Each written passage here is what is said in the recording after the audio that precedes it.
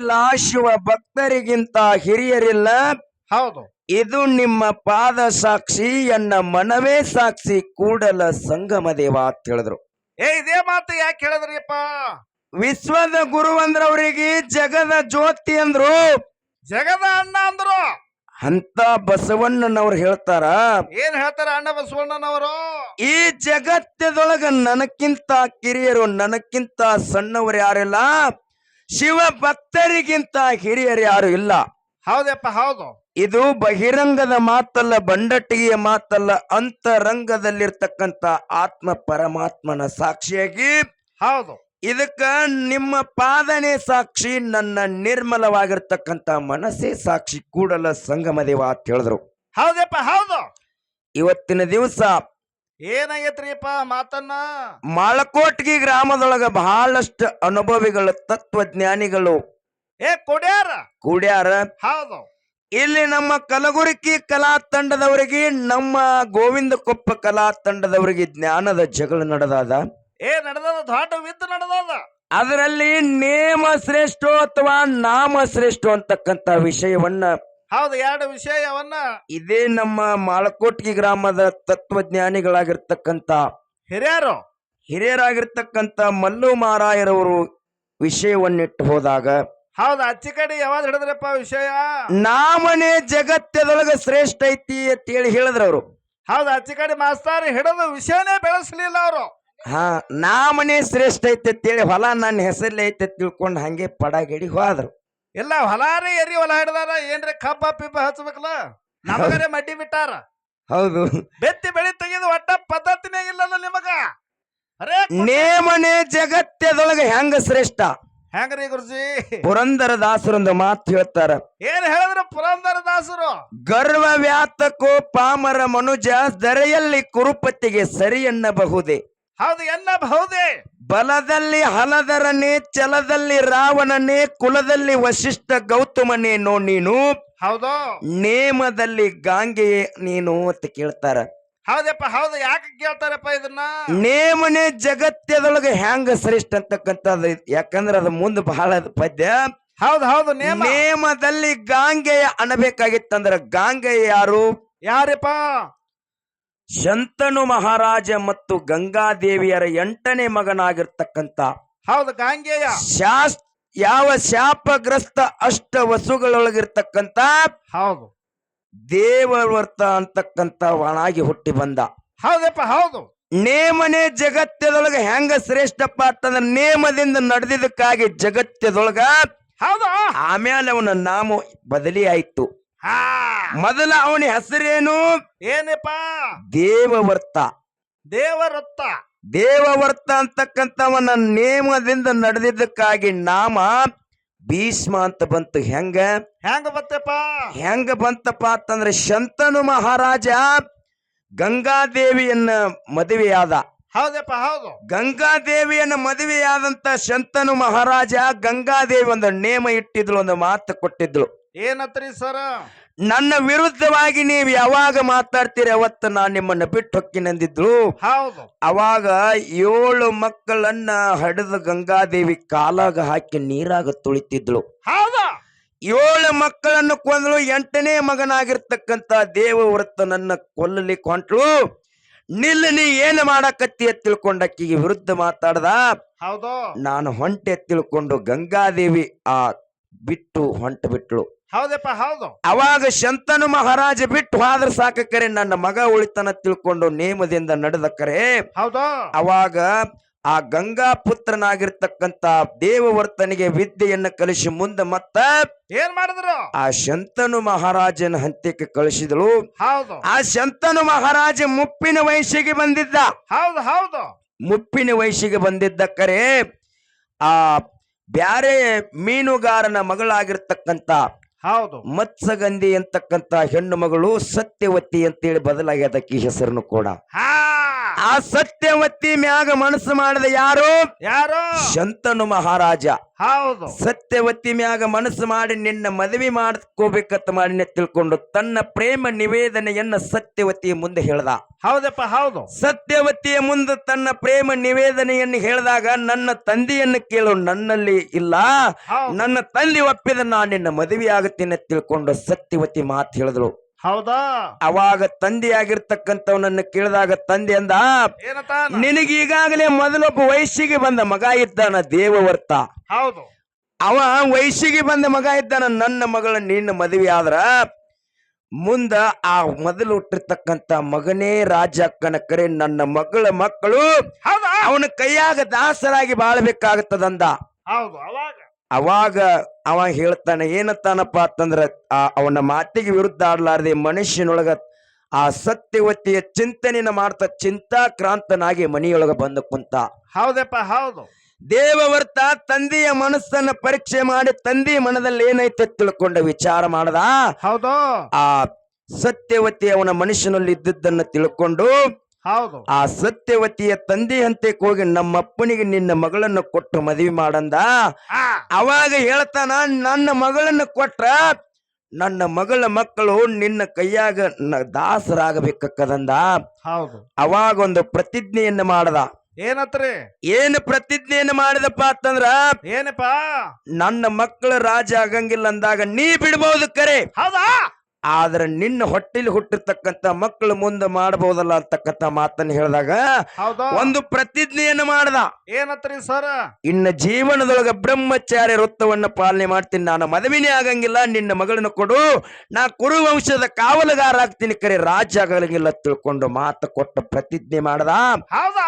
ಆ ಮಾತು ಕೊಟ್ಟಿರ್ತಕ್ಕಂಥ ನೇಮದಿಂದ ನಡೆದ ಮುಂದ ಅವನ ಹೆಸರು ದೇವವರ್ತ ಇದ್ದಿರ್ತಕ್ಕಂಥ ಹೆಸರು. ಪ್ರತಿಜ್ಞೆ ಮಾಡಿದಕ್ಕಾಗಿ ನೇಮದಿಂದ ನಡೆದಿದ್ದಕ್ಕಾಗಿ ಭೀಷ್ಮ ತಿಳ್ಕೊಂಡ ನಾಮ ಉಳಿದ ಕರೆ ಇದು ಜಗತ್ತದೊಳಗ ನೇಮ ಶ್ರೇಷ್ಠ ಅದ.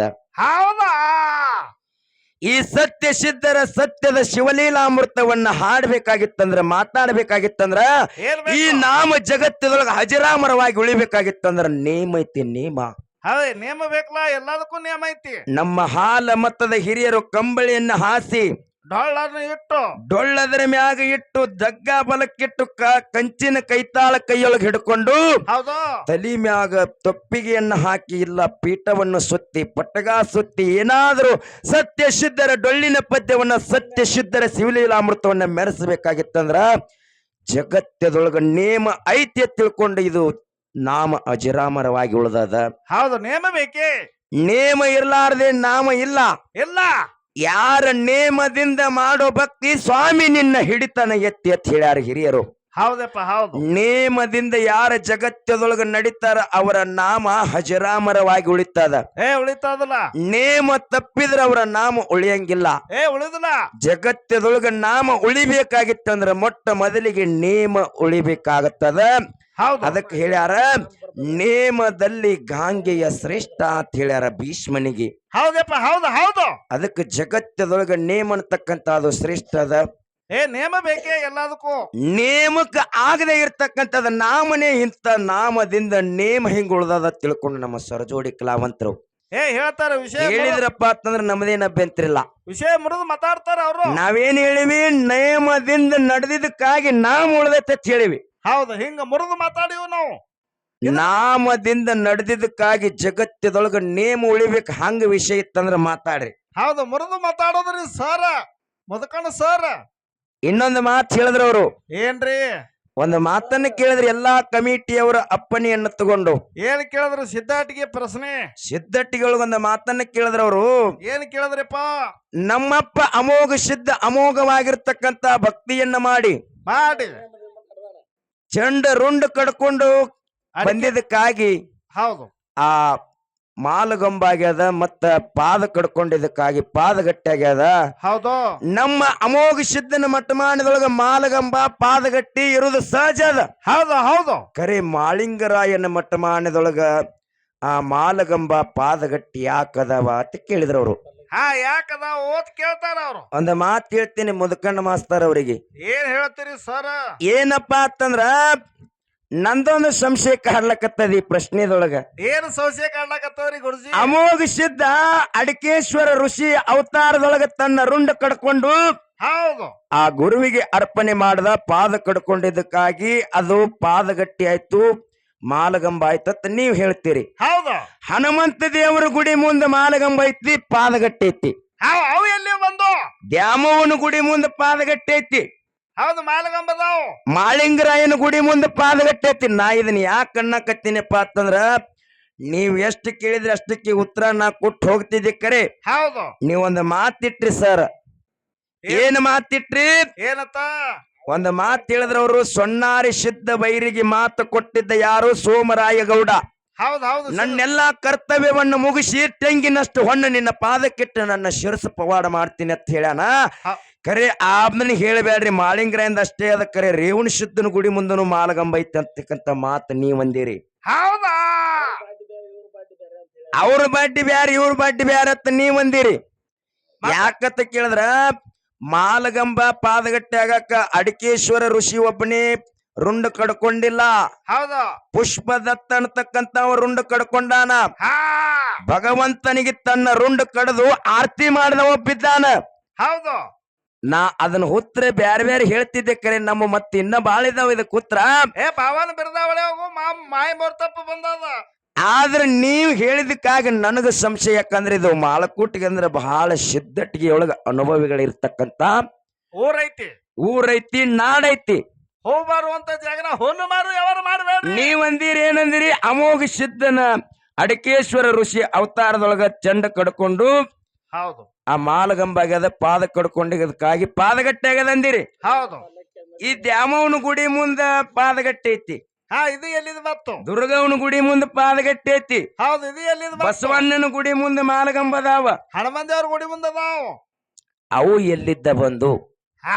ಅಮೋಘ ಸಿದ್ಧನ ಗುಡಿ ಮುಂದೆ ಅಷ್ಟೇ ಇರ್ಬೇಕಾಗಿತ್ತಲ್ಲ. ಇರ್ಬೇಕಾಗಿತ್ತಲ್ಲ. ಅಮೋಘ ಸಿದ್ಧ ನಿಮ್ಮ ಅಮೋಘ ಸಿದ್ಧ ತಂದಿದ್ರೆ ಅಷ್ಟೇ ಇರ್ಬೇಕಾಗಿತ್ತಲ್ಲ. ಈ ಕಡೆ ಯಾಕದಾವು?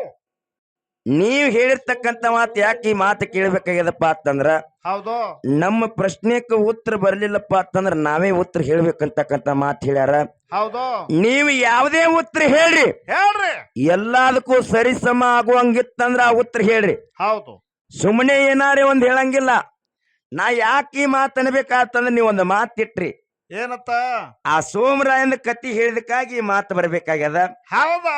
ಅದಕ್ಕೆ ಉತ್ತರ ಹೇಳಿದ್ರ 4 ಮಂದಿ ಹೌದ್ ಅನ್ನೋಂಗ ಹೇಳ್ರಿ. ಅದು ಎಲ್ಲರ ಮನಸ್ಸಿಗೆ ಒಪ್ಪುವಂಗಿತ್ತಂದ್ರ ಮಾತ್ರ ಒಪ್ಪಗೋತೀವಿ.